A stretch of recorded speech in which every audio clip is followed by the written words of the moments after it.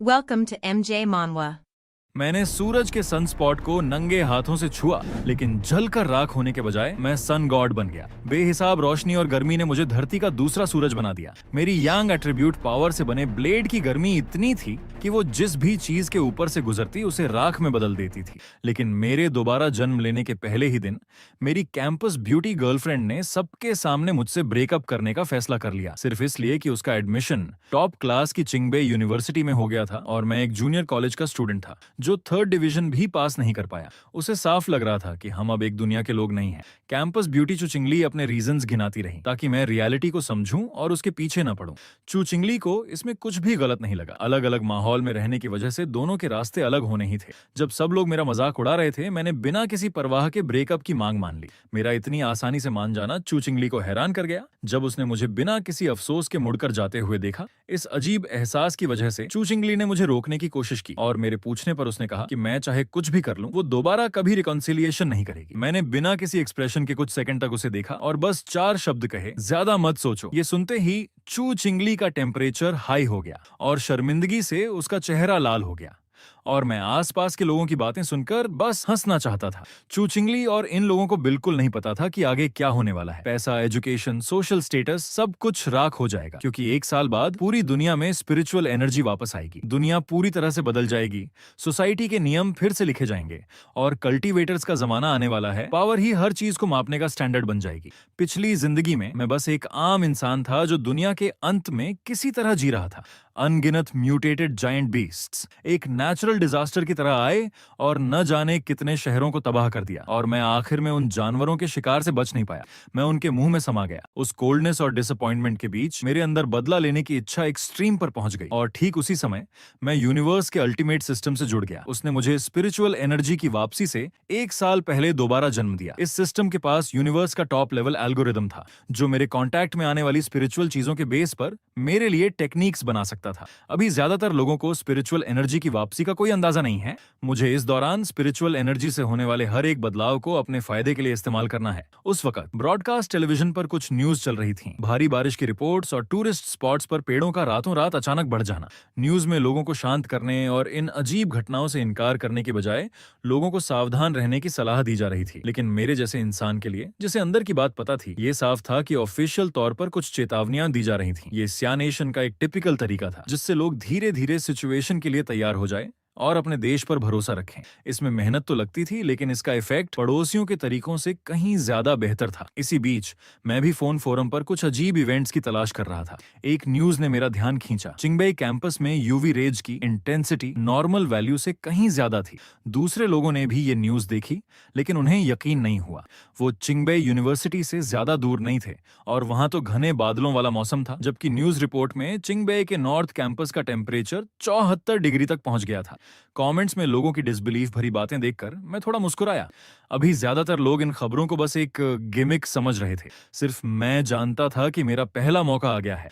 15 minute बाद चिंगबे university के north campus gate पर मैंने अपने चेहरे से पसीना पोंछा। यहाँ का एबनॉर्मल टेम्परेचर वाकई में अजीब था। सूरज की रोशनी जमीन पर पड़कर चमकदार धब्बे बना रही थी। 3000 की सैलरी वाला सिक्योरिटी गार्ड भी गर्मी बर्दाश्त नहीं कर पाया और भाग गया। मैं उस जलन को सहते हुए आगे बढ़ा और जैसे ही मेरा हाथ उस रोशनी के धब्बे से टकराया, मेरे कानों में सिस्टम की आवाज गूंजी। यंग एट्रीब्यूट में तेज उतार चढ़ाव का पता चला। Young attribute data template unlock किया जा रहा है। अचानक गोल्डन लाइट धागों की तरह मेरे शरीर में फैलने लगी। फिर मेरे शरीर से एक चमकदार गोल्डन लाइट निकली। भागते हुए सिक्योरिटी गार्ड्स की आंखें चौंधिया गईं। उन्हें समझ नहीं आया कि क्या हुआ, लेकिन वो हैरान जरूर थे। पर वो ये नहीं जानते थे कि मेरा शरीर आग की तरह जल रहा था और दर्द हड्डियों तक महसूस हो रहा था। तभी सिस्टम की आवाज फिर से आई। टेक्निक्स तैयार हो गई है। आपको यांग एट्रीब्यूट टेक्निक गोल्डन सन ब्रीथिंग मेथड मिल गया है। उसी समय चिंगबई के दूसरे गेट पर न्यू स्टूडेंट्स के रजिस्ट्रेशन के लिए मेरी एक्स गर्लफ्रेंड चुचिंगली भी प्राइड से आई। उसकी खूबसूरत शक्ल देखकर कई सीनियर्स उससे बात करने के लिए आगे आ रहे थे, लेकिन चुचिंगली को उनमें कोई इंटरेस्ट नहीं था। तभी उसके पीछे आसमान छूती एक लाइट का पिलर फट पड़ा। कैंपस के ब्रॉडकास्ट पर अनाउंसमेंट होने लगी। स्टूडेंट्स को नॉर्थ गेट की तरफ न जाने की चेतावनी दी गई। चुचिंगली ने यह सुना, लेकिन उसने स्कूल की वार्निंग को नजरअंदाज करने करने का फैसला किया। दूसरी तरफ मेरा पूरा शरीर गोल्डन लाइट से ढका हुआ था और सांस लेने पर गोल्डन आग मेरे अंदर के ऑर्गन्स में समा रही थी। मेरे शरीर से अनगिनत इम्प्योरिटीज निकलकर जलकर राख हो गईं।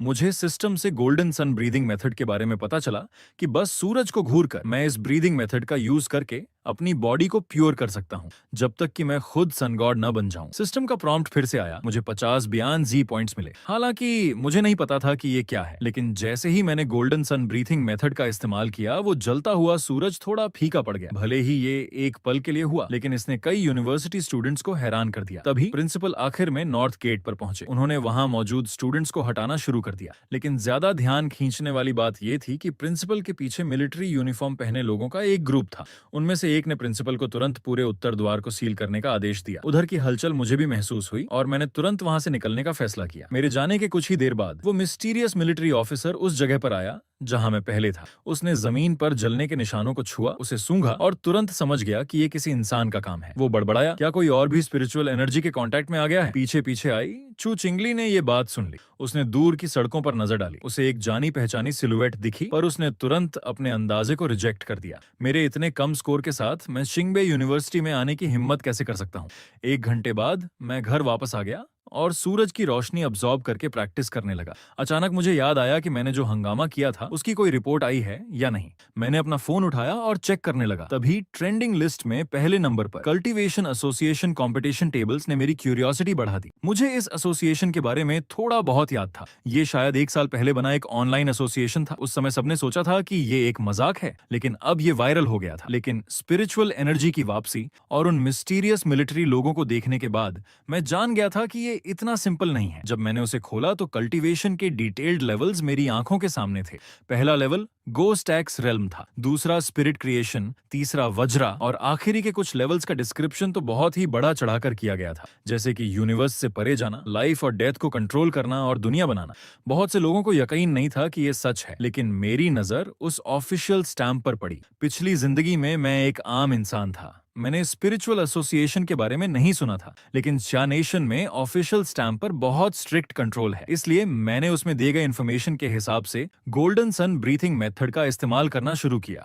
जल्द ही मेरे शरीर में गर्मी की वेव उठने लगी। गोल्डन सन ब्रीथिंग मेथड के प्रोसेस में मैं हवा में तैरने लगा और मेरे चारों तरफ आग की लपटें थीं। गोस्ट एक्स का पहला स्टेप था अपनी बॉडी को एक हथियार में बदलना और फिर स्पिरिचुअल एनर्जी को कंट्रोल करके एक डिवाइन एक्स का दिल बनाना। पल भर में अनगिनत लपटों से एक डिवाइन एक्स का प्रोजेक्शन धीरे धीरे बनने लगा। जैसे ही वो एक्स पूरी तरह से बना, मैंने अपने शरीर में एक अनप्रेसिडेंटेड पावर महसूस की। मैं officially ghost x 1 star level पर पहुंच गया था। उसी समय मुझे सिस्टम के बियॉन्ड जी पॉइंट्स के बारे में याद आया। ये किसी भी चीज में जबरदस्ती डाले जा सकते थे। इस बात का मतलब सोचते हुए मैंने पास रखे एक मग को देखा। सिस्टम ने पूछा, क्या आप इस आइटम में बियॉन्ड जी पॉइंट डालना चाहते हैं? इससे मेरा शक यकीन में बदल गया। बेसिकली ये चीजों को एन्चांट करने जैसा था, उन्हें एक सुपरनैचुरल आइटम बनाने के लिए।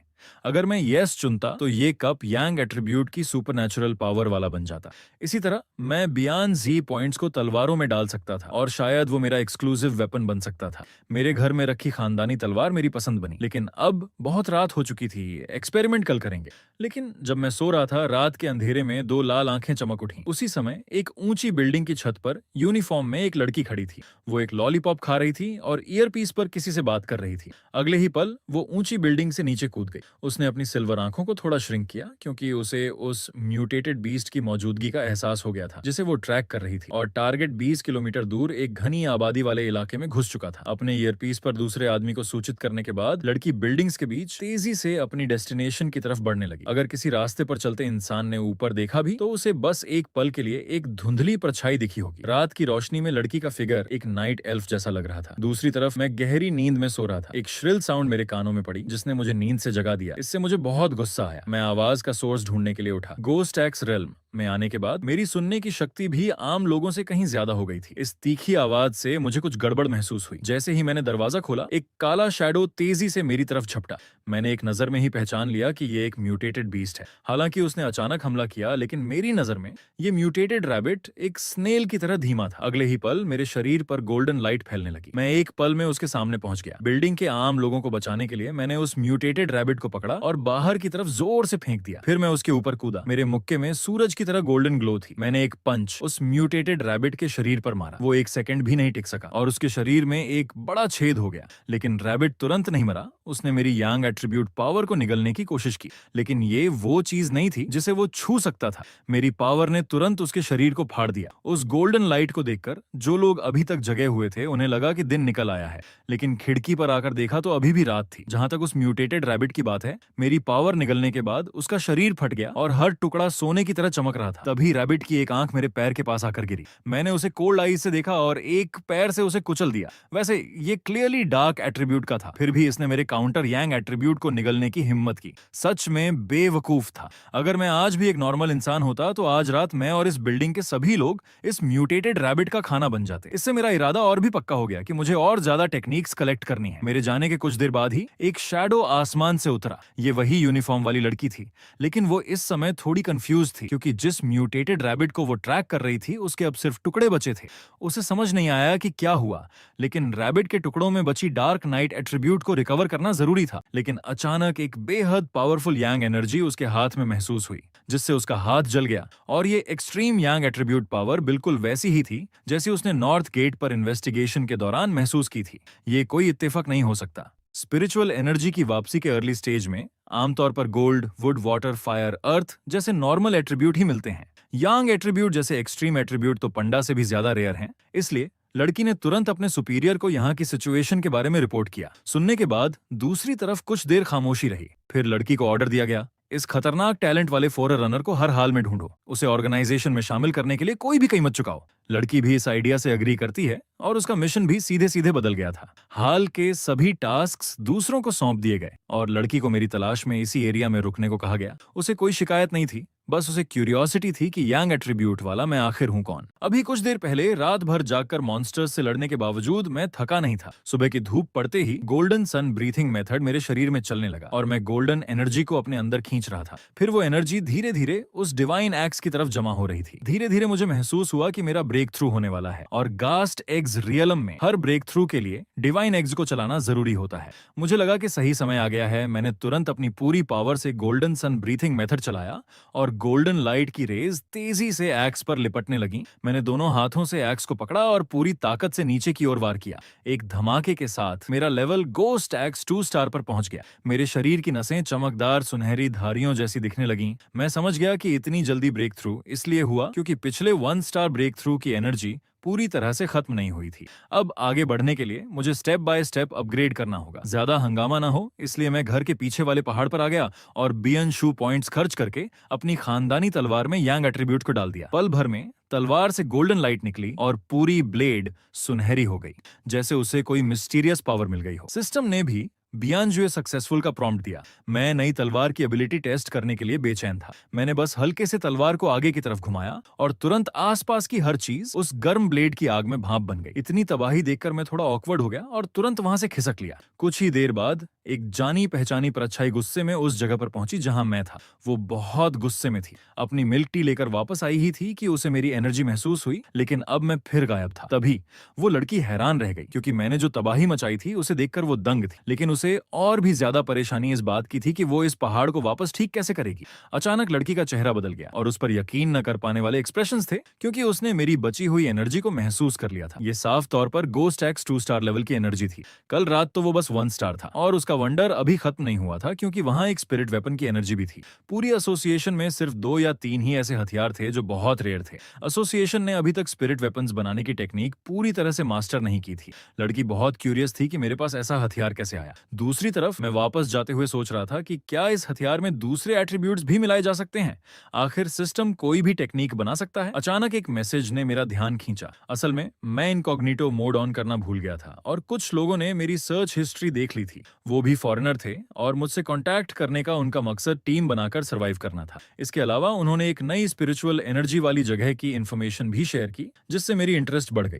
डिटेल्स लेने के बाद पता चला कि ये जगह एक अंडरग्राउंड रिवर वाली गुफा में है। चूंकि वहां की एनर्जी मेरे एट्रीब्यूट से मिलती जुलती थी, मैंने टीम बनाने के लिए हाँ कर दी। तो अगले दिन एक छोटी टीम सबसे पहले डेस्टिनेशन पर पहुंची। एक लड़की और 3 लड़के, एक स्टैंडर्ड कॉम्बिनेशन। लेकिन उन तीनों लड़कों को ये नहीं पता था कि ये पीले बालों वाली लड़की असल में स्पिरिचुअल एनर्जी एसोसिएशन की मेंबर थी। वो ऑनलाइन लोगों को इकट्ठा कर रही थी ताकि देख सके कि कोई टैलेंटेड पर्सन मिलता है या नहीं। वो खुद भी काफी सिफारिशों के बाद एसोसिएशन ज्वाइन कर पाई थी, क्योंकि स्पिरिचुअल एनर्जी एसोसिएशन असल में सिया नेशन का एक ऑफिशियल डिपार्टमेंट था जिसमें एंट्री पाना बहुत मुश्किल था। ये बात मुझे भी आखिरकार महसूस हुई। पीले बालों वाली लड़की मुझे देखकर थोड़ी हैरान हुई। मेरे शरीर से निकल रही एनर्जी साफ तौर पर गोस्ट एक्स 2 स्टार की थी, लेकिन उसने कुछ कहा नहीं। वो हम सबको गुफा के अंदर ले गई। थोड़ी बातचीत के बाद हम जल्द ही अपनी मंजिल पर पहुंच गए और मैं तुरंत आगे की ओर भागा। सबकी हैरानी के बीच मैंने अपना एक हाथ सीधे खौलते हुए लावा में डाल दिया। एक जोरदार धमाका हुआ और गर्म लावा बाहर की तरफ फटा। उसी समय सिस्टम ने इनर रॉक का पता लगाया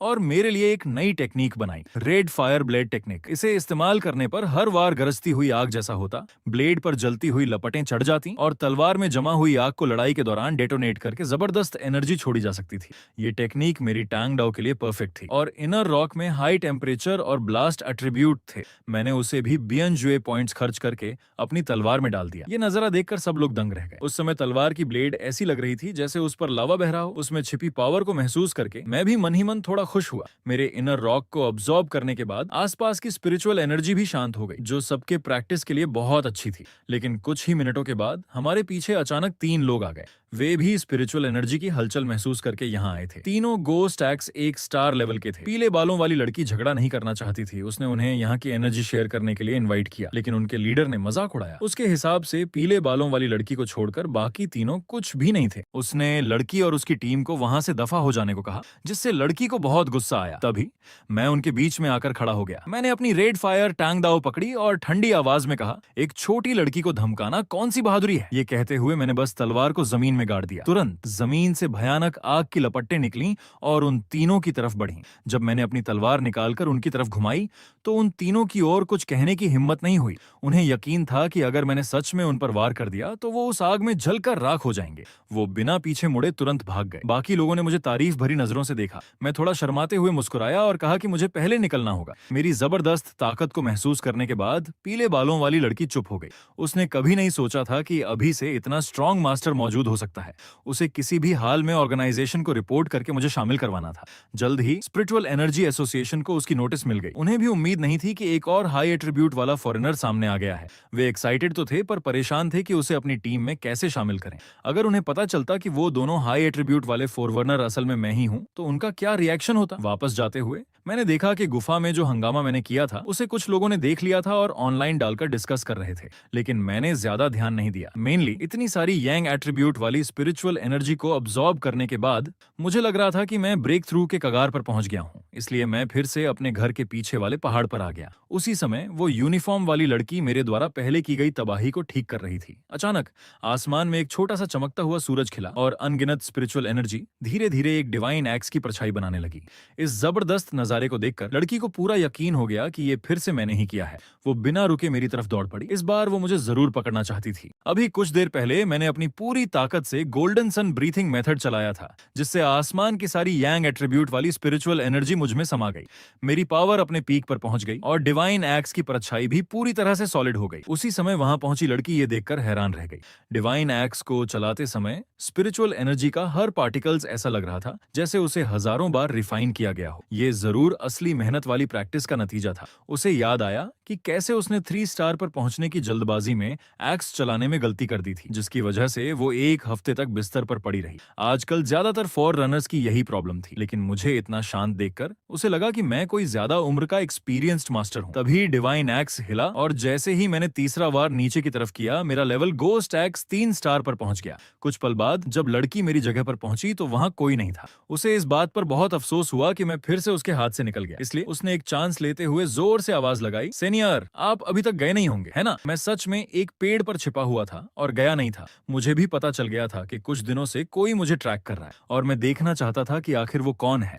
लड़की ने अपना इंट्रोडक्शन देना शुरू किया। मैं सिया नेशन की स्पिरिचुअल कल्टीवेशन एसोसिएशन से हूँ। उसकी आवाज बहुत पोलाइट थी और वो मुझसे एसोसिएशन ज्वाइन करने की रिक्वेस्ट कर रही थी। मैंने अपनी चुप्पी तोड़ी और पूछा क्यों। ये जानकर कि मैं गया नहीं हूँ वो खुश हो गई और जल्दी से एसोसिएशन ज्वाइन करने के फायदे बताने लगी। साथ ही फ्यूचर के अनजान दुश्मनों का मिलकर सामना करने की बात कही और अपनी आइडेंटिटी प्रूव करने के लिए सबूत भी दिखाए। मुझे उस लड़की के बारे में थोड़ा बहुत याद था। वो कभी श्या नेशन की लॉन्ग डिस्टेंस रनर अप थी, लेकिन पिछली जिंदगी के हिसाब से एसोसिएशन फेल हो गई थी क्योंकि दुश्मन बहुत ज्यादा पावरफुल थे और लगभग पूरी इंसानियत खत्म हो गई थी। इसलिए ऐसे एसोसिएशन को ज्वाइन करना जिसमें इतने रिस्ट्रिक्शंस हों मेरे लिए फायदे से ज्यादा नुकसान का सौदा था। लेकिन हाँ, मैं उसके कुछ कामों में मदद कर सकता था, पर बाकी समय वो मुझे परेशान न करे, क्योंकि उसकी बातों से साफ था कि एसोसिएशन अभी मुझ जैसे एक्सट्रीम एट्रीब्यूट वाले फोररनर से पंगा लेने की हिम्मत नहीं करेगा। सू चिंगिंग मान गई, वो मेरी इन्फॉर्मेशन आधी अधूरी रिपोर्ट करेगी और उसने वैसा ही किया। उसने एसोसिएशन को बताया कि मैं फिर से हाथ से निकल गया और एसोसिएशन के पास वैसे भी मेरे पीछे पड़ने का टाइम नहीं था। कुछ दुश्मन तो नेचुरल डिजास्टर्स का रूप लेकर लगातार लोगों को मार रहे थे और अपना इलाका बना रहे थे। अगर उन्हें खत्म नहीं किया गया तो वो अपने डिस्ट्रक्टिव एट्रीब्यूट से इंसानी दुनिया को डिस्ट्रॉय करते रहेंगे। दूसरी तरफ जब मैं घर लौट रहा था तो अचानक साफ मौसम में बिजली के साथ तेज बारिश होने लगी। आसमान में इतनी बिजलियां थीं जैसे कोई कल्टीवेटर अपनी मुसीबतें झेल रहा हो। ऑफिशियल वार्निंग जारी कर दी गई कि कोई बाहर न निकले और जिस सीनिक एरिया युहुआंग माउंटेन में मैं था उसे सील कर दिया गया। लेकिन मुझे कुछ गड़बड़ महसूस हुई। वो बेचैन थंडर एट्रीब्यूट वाली स्पिरिचुअल एनर्जी बहुत साफ थी। शायद ये स्पिरिचुअल एनर्जी की वापसी का एक और फिनोमेनन था। इसलिए मैंने तूफान के सेंटर्स युहुआंग माउंटेन जाने का फैसला किया और सचमुच जैसे ही मैं पास पहुंचा सिस्टम ने एक नए रिवाइवल पोल्यूशन सोर्स का पता लगा लिया। उसी समय स्पिरिचुअल कल्टीवेशन एसोसिएशन ने भी युहुआंग माउंटेन पर थंडर एट्रीब्यूट वाली एनर्जी के एक्सप्लोजन का पता लगा लिया था और उसे एस लेवल का खतरा अनाउंस्ड कर दिया। उनके एसोसिएशन में कोई भी सेंटर के पास नहीं जा सकता था, यहां तक कि गोस्ट एक्स 3 स्टार भी वहां जाता तो मारा जाता। एसोसिएशन ने तुरंत पहाड़ को सील करने का ऑर्डर दे दिया। लेकिन दूसरी तरफ मैं उस खतरनाक बिजली को घूरते हुए सेंटर की तरफ बढ़ता रहा। किनारे पर थंडर एट्रीब्यूट ज्यादा प्योर नहीं था, मुझे युहुआंग माउंटेन की छोटी पर जाना ही था। अभी स्पिरिचुअल एनर्जी की वापसी शुरू ही हुई है। हालांकि म्यूटेटेड बीस्ट्स मेरे लिए कुछ भी नहीं है, लेकिन भविष्य के बड़े खतरे के सामने ये पावर काफी नहीं है। मेरे पास पहले से ही यांग और इनर फ्लेम एट्रीब्यूट वाली टांगडाओ है। भविष्य में शायद ये एक असली सन गॉड वेपन बन जाए और यहाँ की बिजली की ताकत मेरे शरीर को और स्ट्रॉन्ग बनाने का एक मौका थी। और ज्यादा पावरफुल बनने की इसी इच्छा ने मुझे उस घनी बिजली के बीच सेंटर की तरफ दौड़ाया। तभी एक मोटी बिजली की स्ट्रीक मुझ पर गिरी। मैंने उसे अपनी टैंग डाओ से काटने की कोशिश की, लेकिन मैं उस भयानक बिजली को रोक नहीं पाया। मेरे पास गोल्डन सन ब्रीथिंग मेथड का प्रोटेक्शन होने के बावजूद उस बिजली ने मेरे शरीर की यांग एट्रीब्यूट पावर को तोड़ दिया। ये एक्सट्रीम थंडर एट्रीब्यूट एक क्रूर डिवाइन पावर जैसी थी जो मुझ पर लगातार दबाव बना रही थी, जैसे मेरे वहां आने से गुस्सा हो और चाहती हो कि मैं उसके कदमों में झुक जाऊं। मैंने आसमान में चमकती बिजली को देखा और सोचने लगा कि इस पावर को अपने काबू में कैसे करूं। आसमान से एक और बिजली गिरते देखकर मैंने तुरंत गोल्डन सन ब्रीथिंग मेथड चलाया और बिना हटे एक बार फिर उस बिजली की लाइट्स पर वार कर दिया। मेरे मुंह से खून निकल आया, बिजली मेरे शरीर में घुस गई और मुझे हर तरफ दर्द होने लगा। लेकिन मैंने हार मानने का नहीं सोचा। उस भारी दबाव को झेलते हुए मैं कदम दर कदम सेंटर की तरफ बढ़ता गया। जैसे ही मैं पहुंचने वाला था ऐसा लगा जैसे आसमान को मेरा ये एटीट्यूड पसंद नहीं आया और अनगिनत बिजलियां मुझ पर एक साथ गिर पड़ी। ये नजारा इतना शानदार था कि हजारों मील दूर से भी लोग इसे साफ साफ देख सकते थे। उसी समय सिस्टम का प्रॉम्प्ट आया, पावरफुल थंडर एट्रीब्यूट का पता चला। अगले ही पल मुझे एक नई टेक्निक मिल गई, डिवाइन थंडर 100 रिफाइनमेंट्स। इसने मुझे आसमानी बिजली से फियरलेस बना दिया और साथ ही मैं इसका इस्तेमाल अपने शरीर को ट्रेन करने के लिए कर सकता था जब तक कि मेरा शरीर डिवाइन न बन जाए। और यांग एट्रीब्यूट के एडवर्स थंडर एट्रीब्यूट अटैक और डिफेंस दोनों में टॉप लेवल का था। मैं महसूस कर सकता था कि ये मेरी हड्डियों और नसों को बिना किसी दर्द के मजबूत बना रहा था।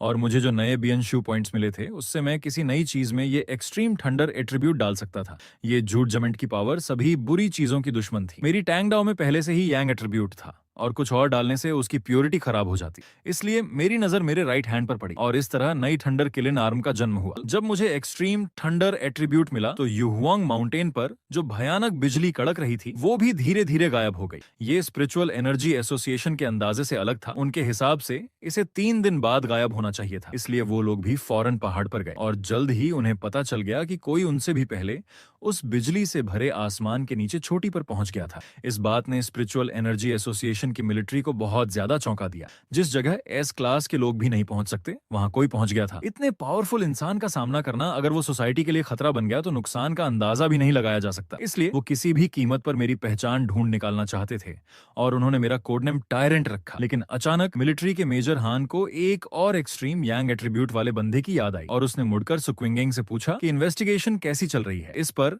उसने भी शांत रहने का नाटक किया और मेरी इन्फॉर्मेशन आधी अधूरी सच झूठ मिलाकर बताई, ये बताए बिना कि वो मुझसे पहले ही मिल चुका है। मेजर हान ने सिर हिलाया और कुछ नहीं कहा। इसके बजाय उसने दूसरे लोगों को युहुआंग माउंटेन की इस स्पिरिचुअल एनर्जी वाली अजीब घटना को एक नेचुरल डिजास्टर बताकर छुपाने का काम सौंप दिया। दूसरी तरफ मैं घर वापस आ गया था और अपने राइट हैंड में बिजली की पावर को महसूस करने लगा, जिसमें एक खास पॉइंट डाला गया था। अब मेरा ये राइट हैंड, जो एक लाइटनिंग ग्रीन आर्म बन चुका है, शायद मेरे पूरे शरीर का सबसे हार्ड हिस्सा है। और ये खतरनाक जजमेंट हंटर भी एक बिल्ली के बच्चे की तरह बन गया है, जिसे मैं आसानी से कंट्रोल कर सकता हूँ। सिस्टम ने बताया था कि ये एक्सट्रीम थंडर क्रैब इंसेक्ट्स को 300% का क्रिटिकल डैमेज दे सकता है और मैं इसे आजमाने के लिए बेचैन था। तभी जिस फोरम को मैं फॉलो करता हूं उस पर एक मैसेज का नोटिफिकेशन आया। मेरी नजर एक लाल रंग की बड़ी खबर पर पड़ी। एक केमिकल फैक्ट्री में धमाका हुआ था। खुशकिस्मती से कोई कैजुअलिटीज नहीं हुआ, पर कमेंट सेक्शन में कुछ गड़बड़ थी। फैक्ट्री के पास के लोग कह रहे थे कि उन्हें एक ठंडी और बुरी ऑरा महसूस हुई। मैंने कुछ पल सोचा और मुझे अपनी पिछली जिंदगी में मिले क्रैब इंसेक्ट्स याद आ गए। उन चीजों को अंधेरे और उदास पलों में दिखना सबसे ज्यादा पसंद है। वो असल में कोई भी जानवर या पौधा हो सकते हैं, लेकिन म्यूटेशन के बाद उनमें समझ, बेहिसाब ताकत और चीजों को भांपने की शक्ति आ जाती है। उनकी पकड़ने और मारने की क्षमता एक अजीब लेवल तक बढ़ जाएगी, जो पिछले म्यूटेटेड खरगोश से 100 गुना ज्यादा खतरनाक है। उन्हें और इवॉल्व होने नहीं दिया जा सकता। उसी समय उस फैक्ट्री के पास स्पिरिचुअल एनर्जी एसोसिएशन की डिस्ट्रॉयर स्क्वाड किसी चीज का पीछा कर रही थी। उन्होंने उस टारगेट का नाम जुए रखा था। टीम का लीडर काफी सीरियस था, क्योंकि जुए को इंसानों को खाना पसंद है। हालांकि उन्हें एसोसिएशन से मदद मिल रही थी, लेकिन डिस्ट्रॉयर स्क्वाड जानती थी कि उन्हें मुख्य रूप से खुद पर ही भरोसा करना होगा। अब जब पूरे देश में ऐसी घटनाएं फिर से हो रही हैं, तो हेडक्वार्टर बहुत बिजी है। इस जुए को हेडक्वार्टर ने बस बेहद खतरनाक की लिस्ट में डाला था, लेकिन क्योंकि सुक्विंगिंग पास में ही था, हेडक्वार्टर ने उसे भी मदद के लिए जाने को कहा। मेरी तरफ उस म्यूटेटेड जायंट चूहे से आने वाली घिनौनी बदबू मुझे कई किलोमीटर दूर से भी आ रही थी, और दोनों टीमों की मिलीजुली कोशिश से म्यूटेटेड ज्ञान चूहे जुए की छिपने की जगह भी मिल गई। फौरन वो फैल गए और उस जायंट चूहे को घेरने के लिए आगे बढ़े। जाहिर है म्यूटेटेड जायंट चूहे ने भी सुक्विंगिंग और दूसरों को देख लिया था और फौरन भागना चाहा, लेकिन कुछ लोगों ने पहले ही उस चूहे के चारों रास्ते बंद कर दिए थे। उनमें से एक ने ऊंची छलांग लगाई और जायंट चूहे पर वार किया। उसे जरा भी दर्द नहीं हुआ। चूहे की पीठ पर एक बम्प दिखा और अचानक मांस के 2 पंख फैल गए। साथ ही एक कान फाड़ देने वाली सोनिक वेव निकली, जिसने सबको पीछे धकेल दिया। इसके बाद म्यूटेटेड जायंट चूहे का गला हिला और उसके मुंह से गहरे हरे रंग की जहरीली गैस निकली। ये एक डार्क एट्रीब्यूट था, जिसमें चीजों को गलाने की प्रॉपर्टी थी। जिस भी चीज को ये छूती, पल भर में उसका स्ट्रक्चर गला देती थी। बिना किसी extreme high level counter attribute के किसी की भी जहर में घुसने की हिम्मत नहीं हुई। और म्यूटेटेड जायंट चूहे ने भी इस मौके का फायदा उठाया, अपने पंख फड़फड़ाए और तेजी से भाग निकला और आखिर में एक वीरान फैक्ट्री के अंदर घुस गया। सुक्विंगिंग ने सेफ्टी के लिए स्पिरिचुअल एनर्जी की क्वांटिटी को चेक करना शुरू किया। अभी अभी उस जायंट चूहे की स्पिरिचुअल पावर सिर्फ 49 थी, पर इस फैक्ट्री के अंदर ये वैल्यू पागलों की तरह 80 से ऊपर चली गई थी, जिसका मतलब था कि यहाँ एक से ज्यादा मॉन्स्टर है। खतरे को भांप कर सब पीछे हटना चाहते थे, लेकिन बहुत देर हो चुकी थी। म्यूटेटेड जायंट चूहे ने इंसानों का शिकार करने के लिए एक म्यूटेटेड जायंट सांप के साथ हाथ मिला लिया था। अनगिनत झर पूरी फैक्ट्री में भर गया, जिसने सुक्विंगिंग और उसकी टीम को अलग थलग कर दिया, ताकि उन्हें एक एक करके हराया जा सके। ये देखते ही सुक्विंगिंग सब कुछ समझ गया। उसने उम्मीद नहीं की थी कि चूहे की समझ इंसानों के बराबर होगी, कि उसने अपने नेचुरल दुश्मन के साथ मिलकर काम किया। अब सांप तो उन पर हमला कर ही रहा था, पर सिर्फ इस जहर का सामना करने में ही उनकी स्पिरिचुअल पावर तेजी से खत्म हो रही थी। जल्द ही सुक्विंगिंग की स्पिरिचुअल पावर खत्म हो गई और वो जमीन पर गिर पड़ा। उसकी नाउम्मीदी के पल में छत अचानक टूट गई और एक चकाचौंध करने वाली रोशनी उस अंधेरी फैक्ट्री के अंदर आई। जायंट सांप ने मुझे आते देखा और खुद आगे बढ़कर अपना खून से सना बड़ा मुंह खोलकर मुझ पर हमला कर दिया, और चूहे ने मेरे बचने के दौरान मिले मौके का फायदा उठाकर साइड से मुझ पर एक सीक्रेट अटैक किया। उसका बड़ा सा मुंह मेरी राइट आर्म में धंस गया, पर मुझे जरा भी परवाह नहीं थी। मेरी राइट आर्म से फौरन भयानक बिजली निकली और जायंट चूहा पलक झपकते ही राख में बदल गया। इसके बाद मैंने अपनी तांग तलवार घुमाई और पीछे वाले बड़े सांप पर वार किया। मैं बहुत क्यूरियस था कि क्या ये झिंट सांप आसमान के सूरज से डरता है, और उस एक वार ने सांप के गुस्से को और भड़का दिया और वो बिना सोचे समझे मुझ पर टूट पड़ा। जैसे ही मैं बचा, मेरी तलवार की गर्म रोशनी ने फौरन जायंट सांप के शरीर पर वार किया और उसके सिर को 2 टुकड़ों में चीर दिया। मैंने सोचा नहीं था कि म्यूटेटेड जायंट सांप के पास रिकवरी की भी पावर होगी। ये एक वार भी उसे मार नहीं सका, लेकिन उस वार में सिर्फ यांग एट्रीब्यूट ही नहीं था। अगले ही पल कड़कड़ाती बिजली की आवाज पूरी फैक्ट्री में गूंज उठी। फौरन अनगिनत भयानक बिजली ने जायंट सांप के पूरे शरीर को भर दिया। ये मैंने किया था। तांग तलवार से इनर फ्लेम की पावर इस्तेमाल करने के पल में मैंने पावर को कंट्रोल करके इनर फ्लेम को वापस खींच लिया और तलवार को एक जरिया बनाकर अपने हाथ की ठंडर पावर को उसमें इकट्ठा किया और सांप के शरीर में डाल दिया। डार्क पावर वाले एक मॉन्स्टर के तौर पर जायंट चूहा भले ही अजीब और चालाक था, पर उसकी ताकत कम थी, लेकिन ये सांप मामूली नहीं था। अगर ये अपनी पूरी हद तक बढ़ गया तो ये दुनिया के लिए एक बहुत बड़ा खतरा बन जाएगा। मरने से ठीक पहले भी उसने मुझ पर एक सीक्रेट अटैक करना नहीं भूला। अगर मेरे पास गोल्डन सन ब्रीदिंग मेथड नहीं होता, जिसका यांग फ्लेम एट्रीब्यूट जहर को खत्म कर सकता है और ठंडा पावर उसे प्यूरिफाई कर सकती है, तो कोई और बदकिस्मत होता तो उसकी तो आज फील्डिंग सेट हो जाती। अभी अभी जब मैंने उन 2 म्यूटेटेड जायंट जानवरों को खत्म किया तो मैंने सु क्विंगिंग को ढूंढ लिया, जो पहले मेरा पीछा कर रही थी। मैंने एक ही बार में उसके बेहोश होने का नाटक पकड़ लिया, ये जानते हुए कि वो अब और नहीं छिपा सकती। सु क्विंगिंग ने शर्माते हुए अपनी आंखें ढक लीं, क्योंकि इससे पहले उसने कभी मेरा चेहरा नहीं देखा था। उसे लगा कि मैं अभी अपनी असली पहचान किसी को बताना नहीं चाहता। उस लड़की को मुझे धन्यवाद कहते देख मैंने उसका थैंक्स मान लिया और अलविदा कहकर मुड़ गया। मुझे जाता देख सु क्विंगिंग कुछ कहना चाहती थी, लेकिन मैं पहले ही छत से कूद कर निकल चुका था।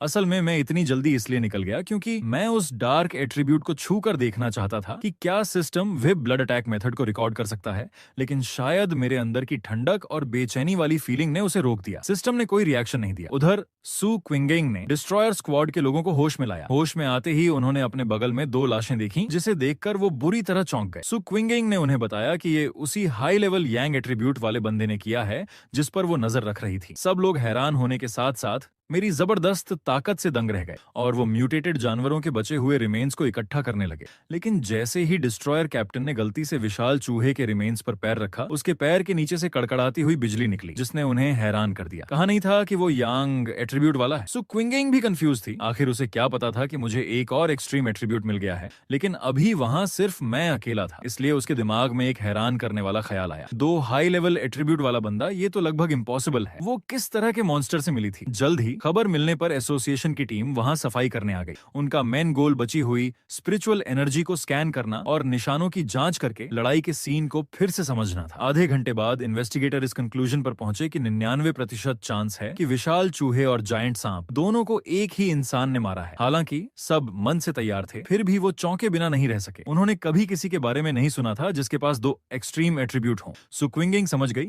कि अब ये बात छिपाई नहीं जा सकती, इसलिए उसने खुद ही एसोसिएशन को रिपोर्ट कर दिया। पर इस बार एसोसिएशन का एटीट्यूड अलग था। उन्होंने फौरन सु क्विंगिंग का मुझे मॉनिटर करने का मिशन कैंसिल कर दिया। ऊपर बैठे लोगों को लगा कि जब मैंने लोगों को बचाया और खतरा खत्म किया तो ये दिखाता है कि मैं एसोसिएशन के खिलाफ नहीं हूँ, इसलिए मेरे मन में एसोसिएशन के लिए गलत इमेज न बने। ये सोचकर उन्होंने ऐसा कोई भी काम न करने का फैसला किया जो मुझे अनकंफर्टेबल करे। बात यहाँ तक पहुंची तो सु क्विंगिंग ने यह भी बता दिया कि शायद मेरे पास एक स्पिरिट वेपन भी है। ये बात सुनकर एसोसिएशन के सीनियर ऑफिसर्स हैरान रह गए। भले ही मेरा टैलेंट कितना भी ज्यादा हो, स्पिरिचुअल एनर्जी के वापस आने के इतने कम समय में मेरे पास स्पिरिट वेपन नहीं होना चाहिए। सो क्विंगिंग ने इशारा किया कि वो स्पिरिट वेपन शायद यांग एट्रीब्यूट का है। इससे एक पॉसिबिलिटी बनती थी कि मेरा लेवल स्पिरिट क्रिएशन मिरर के किसी माहिर जैसा है, जो खुद अपने स्पिरिट वेपन बना सकते हैं। लेकिन स्पिरिट क्रिएशन मिरर वाले लोग पूरी दुनिया में गिने चुने ही हैं और वो सभी बहुत एक्सपीरियंस लोग हैं। मेरे जैसे यंग लड़के का उस लेवल तक पहुंचना इम्पॉसिबल सा है, और अब जब मेरे पास 2 एक्सट्रीम एट्रीब्यूट हैं तो क्या तीसरा भी हो सकता है? आपको पता होना चाहिए कि पूरी दुनिया में 3 एट्रीब्यूट वाला कोई नहीं है। अगर ये बात साबित हो गई तो खास शक्तियों वाले लोगों की पूरी दुनिया ही बदल जाएगी। दूसरी तरफ मैं घर लौटकर नहाने धोने लगा। स्पिरिचुअल एनर्जी के वापस आने को अभी 1 साल भी नहीं हुआ है और मॉन्स्टर्स ने तेजी से एक्टिव होना शुरू कर दिया है। मुझ जैसे कई लोगों ने कल्टीवेशन प्रैक्टिस शुरू कर दी है। जिनका टैलेंट अच्छा है वो अब तक ghost x different heart stage में कदम रख चुके हैं, और ये कंट्री मुझ जैसे अकेले काम करने वालों को अच्छा ट्रीट कर रहा है, जो ये बताता है कि ऑफिशियल और हमारे जैसे लोग दोनों ही अभी एक स्टेबल और सीखने वाले फेज में हैं। मॉन्स्टर्स अभी भी ऑफिशियल लोगों के कंट्रोल में हैं और हम जैसे लोगों के बीच भी कोई बड़ा झगड़ा नहीं हुआ है। हालांकि अब लोग अपने आसपास के खतरों पर चर्चा कर रहे हैं, पर ऑफिशियल एसोसिएशन ने अफवाहों को साफ साफ नकारा नहीं है, जिससे लगता है कि वो एक वार्निंग देना चाहते हैं। पर अभी भी कल्टीवेशन का युग शुरू करने के लिए पूरी तरह से तैयार नहीं है। आखिर पॉपुलेशन बहुत ज्यादा है। अगर लोग अपनी ताकत से कानून तोड़ने लगे तो देश के अंदर और बाहर की प्रॉब्लम्स, शांति और स्टेबिलिटी को तुरंत खत्म कर देंगी। और मुझे चिंता इस बात की है कि मॉन्स्टर्स बहुत तेजी से इवॉल्व हो रहे हैं। आज जिनसे मैं मिला वो डार्क एट्रीब्यूट के हमले से पैदा हुए म्यूटेशन का एक क्लासिक उदाहरण थे। उस काली धुंध को छूने के बाद पता चला कि वो असल में डार्क एट्रीब्यूट की एक ब्रांच शैडो एट्रीब्यूट के हैं, जो कि हम जैसे लोगों के सबसे बड़े दुश्मन हैं। हालांकि वो उतने भयानक नहीं है जितने मैंने अपनी पिछली जिंदगी में देखे थे, जो एक झटके में एक देश या एक पूरा कॉन्टिनेंट खत्म कर सकते थे। लेकिन आज अगर मैं उस वीरान फैक्ट्री में नहीं गया होता तो सुक्विंगिंग और उसकी टीम मर जाती। सिर्फ शैडो एट्रीब्यूट ही इतना ठंडा और डिस्गस्टिंग है। डार्क एट्रीब्यूट का खतरा वाकई बहुत बड़ा है। चूंकि सिस्टम कहता है कि वो इसे अभी अब्सॉर्ब नहीं कर सकता, तो क्या इसका मतलब ये है कि जब सिस्टम की शर्तें पूरी हो जाएंगी तो मैं इसे अब्सॉर्ब कर सकूंगा? डार्क एट्रीब्यूट इंसानों के लिए इतना खतरनाक है, अगर मैं इसे अपने इस्तेमाल में ला सका तो इससे बेहतर कुछ नहीं होगा और शायद ये हालात बदलने में सबसे इंपॉर्टेंट साबित हो। अभी मेरे पास यांग एट्रीब्यूट के लिए गोल्डन गोट ब्रीदिंग मेथड, थंडर एट्रीब्यूट के लिए डिवाइन थंडर 100 रिफाइनमेंट्स और यांग और इनर फ्लेम एट्रीब्यूट के लिए रेड टाइगर सेबर टेक्निक है। असल में कोई भी दूसरा बंदा मुझे कंपीट नहीं कर सकता, पर मुझे लगता है कि ये अभी भी काफी नहीं है। तभी मेरा फोन बजा। कॉल मेरी आंटी का था। उनका मकसद ये था कि उनकी बेटी यानी मेरी कजन को एक स्टडी ग्रुप की एक्टिविटी में हिस्सा लेना है और वो चाहती थी कि उनकी बेटी कुछ दिन मेरे यहाँ रुक जाए। मुझे ये जीनियस कजन याद थी, इसलिए मैंने मना नहीं किया, पर मुझे क्या पता था कि ये सब तो बस एक बहाना है। उधर कजन के फोन में उसका चैट ग्रुप ऐसे ही खास शक्तियों वाले लोगों से भरा हुआ था। उनका टारगेट शायद एक फेमस इंटरनेट सेलिब्रिटी टाउन था जिसके बारे में उसकी माँ को कुछ भी नहीं पता था। अगले दिन मेरी कजन अपना सूटकेस खींचते हुए मेरे घर के नीचे आ गई। अभी अभी अपनी समझदार कजन को आते देख वो कुछ ऐसी लग रही थी जिसे मैं पहचान नहीं पा रहा था, इसलिए माहौल थोड़ा अजीब हो गया। थोड़ी बातचीत के बाद मैंने कमरे की चाबी कजन को दे दी, पर पता नहीं वो छिपाने में बहुत खराब थी या क्या। मुझे उसके शरीर से स्पिरिचुअल एनर्जी की वाइब्स महसूस हुई। क्या कजन भी एक खास शक्तियों वाली है? कमरे में वापस जाकर कजन उस खास शक्तियों वाले छोटे ग्रुप के साथ चैट करने लगी और प्लान बनाने लगी कि कब एक्शन लेना है। हालांकि उन्हें ये नहीं पता था कि उस लावा वाली गुफा के पीछे मैं ही था, पर उन्हें ये जरूर पता था कि किसी ने एक ही वार में बहुत से लोगों को डराकर भगा दिया था, इसलिए सबने मिलकर लो प्रोफाइल रहने का फैसला किया। हालांकि कजन के आने से न सिर्फ मेरी लाइफ पर कुछ असर पड़ा, बल्कि मैं अब जब चाहे आराम भी नहीं कर सकता था। पर एक अच्छी बात यह थी कि मुझे अब बाहर से खाना ऑर्डर नहीं करना पड़ता। तभी कजन का फोन बजा। मैंने उसकी तरफ एक नजर डाली और उसे प्राइवेसी देने के लिए अपने कमरे में वापस चला गया। कजन को थोड़ी चिंता हुई, इसलिए वो बात करने के लिए अपने कमरे में चली गई, पर उसे क्या पता था कि मैं खिड़की के बाहर छिपकर उसकी बातें सुन रहा था। कजन की बातें सुनकर मुझे यकीन हो गया कि वो सच में एक खास शक्तियों वाली है, और मैंने ये भी नहीं सोचा था कि इतनी कम उम्र में वो पहले से ही घोस्ट X2 स्टार लेवल पर है। और मुझे कजन का असली मकसद भी पता चल गया। वो यहाँ किसी स्टडी कैंप के लिए नहीं आई थी, बल्कि स्पिरिचुअल एनर्जी के फिर से जागने वाली जगह को ढूंढने आई थी। जैसे ही मुझे सही जगह का पता चला, मैं बिना किसी झिझक के पहले ही निकल पड़ा। अगले दिन यांगहो टाउन में कजन अपनी टीम से मिलने लगी। जिस लड़की का ऑनलाइन नाम 81 साल की खूबसूरत लेडी था, वो सच में एक बहुत सुंदर और मैच्योर लड़की निकली। वहीं पास में खड़ी ऑनलाइन लव गर्ल ने मुझसे मेरे बारे में पूछा, तो कजन ने बता दिया कि मैं देखने में साधारण हूं और उसका टाइप नहीं हूं। तभी टीम के बाकी मेंबर भी आ गए। कजन को मिलाकर कुल 6 लोगों की टीम थी। मैं एक जगह से चुपचाप उन्हें देख रहा था। मुझे ये देखकर हैरानी हुई कि कजन की टीम के मेंबर सच में काफी ताकतवर थे। सबसे कमजोर भी घोस्ट X2 स्टार था, और टीम का लीडर जिसके लंबे बाल थे वो तो घोस्ट X3 स्टार तक पहुंच चुका था। उनका मकसद भी मुझे पता चल गया था। इस इंटरनेट फेमस टाउन के पहाड़ पर एक बेल थी जो स्वर्ग और धरती को जोड़ती थी, जैसे कि वो वर्ल्ड ट्री की एक शाखा हो। जल्द ही कजन और उसकी टीम अपनी मंजिल पर पहुंच गई। तभी ऑनलाइन लव गर्ल ने आगे न जाने का सुझाव दिया। उसे किसी भयानक शक्ति का एहसास हो रहा था, जिससे उसका पूरा शरीर ठंडा पड़ गया था। उसने बताया कि उसका एक दोस्त जो उससे भी ज्यादा ताकतवर था यहीं आया था और इस विशाल बेल के पास आने के बाद गायब हो गया था। ऑनलाइन लव गर्ल को डर था कि अगर वो और करीब गए तो उनका भी वही हाल हो सकता है। ये कहते कहते वो और भी ज्यादा डर गई। स्पिरिचुअल एनर्जी का दौर वापस आने वाला था और वो ऐसे अनजान तरीके से मरना नहीं चाहती थी। कजन और बाकी लोगों ने भी उसकी बात मान ली। उन्हें भी उस बेल से एक सूनेपन का एहसास हो रहा था, जैसे पास जाते ही उनकी जिंदगी खत्म हो जाएगी। दूर से मुझे भी वो गहरी एनर्जी महसूस हो रही थी, जो उस डार्क एट्रीब्यूट से कम नहीं थी। कजन और उसकी टीम का यहाँ प्रैक्टिस करने का सोचना भी बड़ी हिम्मत की बात थी। इसके बाद वो लोग बेल के पास नहीं गए, बल्कि एक ऐसी जगह ढूंढ ली जहाँ स्पिरिचुअल एनर्जी काफी ज्यादा थी, और ध्यान लगाकर प्रैक्टिस करने लगे। मेरी कजन का टैलेंट वाकई कमाल का था। इतनी ज्यादा स्पिरिचुअल एनर्जी की मदद से वो जल्द ही घोस्ट X3 स्टार के लेवल को छूने वाली थी। ये देखकर उसकी टीम भी हैरान रह गई। शायद मेरी कजना के ब्रेक थ्रू की एनर्जी को महसूस करके वो विशाल बेल उनकी तरफ बढ़ने लगी। एक ही पल में 2 लोग बेल में जकड़ लिए गए और ज्यादातर बेलें कजन की ओर बढ़ने लगी। अपने ब्रेक थ्रू पर ध्यान दे रही कजन को शायद बाहर की हलचल का पता नहीं चला।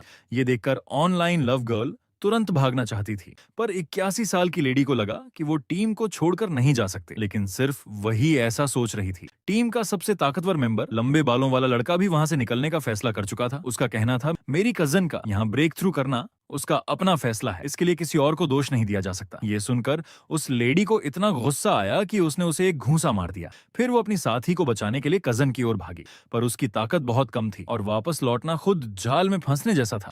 वो न तो किसी को बचा पाई और खुद भी फंस गई। ये देखकर मुझे पता चल गया कि अगर मैंने अब कुछ नहीं किया तो बहुत देर हो जाएगी। मैंने आंटी से वादा किया था कि मैं कजन का ख्याल रखूंगा। जैसे ही बेल कजन के एनर्जी शील्ड को तोड़ने वाली थी, मैं चट्टान से नीचे कूद गया। मेरी तलवार की गर्म रोशनी सीधी बेल के बीच में पड़ी। उस भयानक जलन की ताकत ने फौरन उन सभी बेलों को जलाकर राख कर दिया। उस गर्मी के एहसास से बेल एक पल के लिए पीछे हट गई, पर मेरा उन्हें छोड़ने का कोई इरादा नहीं था। आग की लपटों ने उन्हें खत्म करना शुरू कर दिया। मेरे अचानक आने से वहां मौजूद सभी लोग बुरी तरह चौंक गए। मेरे शरीर से निकल रहे एक्सट्रीम यांग एट्रीब्यूट को महसूस करके उन्हें अपनी कमजोरी का एहसास हुआ। लंबे बालों वाला लड़का बहुत कंफ्यूज था। वो घोस्ट एक्स 3 स्टार लेवल पर था और बाकी लोगों से बहुत आगे था। फिर भी उसे ऐसा क्यों लग रहा था कि मुझमें और उसमें जमीन आसमान का फर्क है। मैं आसमान में चमकते सूरज जैसा था और वो एक तारा भी नहीं था। इतनी जल्दी मुझ जैसा भयानक इंसान कैसे आ सकता है? तभी सिस्टम ने एक्सट्रीम वुड एट्रीब्यूट को डिटेक्ट किया और एक नई टेक्निक बनानी शुरू कर दी। जल्द ही एंडलेस लाइफ नाम की एक टेक्निक मेरे दिमाग में आ गई। ये पल भर में आसपास की सारी जिंदगी और एनर्जी को सोखकर अपनी चोटों को तेजी से ठीक कर सकती थी। जब तक आसपास जिंदगी है, ये एक कभी न खत्म होने वाली चार्जिंग मशीन की तरह थी। इसके अलावा सिस्टम ने एक डेसोलेशन एट्रीब्यूट भी निकाला, जो पल भर में एक वीरान ओंदरा पैदा करके आसपास की हर जिंदगी को खत्म कर सकता था। अब मुझे समझ आया कि यह जगह मौत की एनर्जी से क्यों भरी हुई थी। दरअसल उस बेल ने आसपास के दर्जनों किलोमीटर की सारी जिंदगी को सोख लिया था। और इसी सीन के साथ ये एपिसोड खत्म होता है। वीडियो जारी रखने के लिए तुरंत कमेंट और हाइप करें, अन्यथा इस वीडियो की सेवाएं रोक दी जाएंगी। धन्यवाद।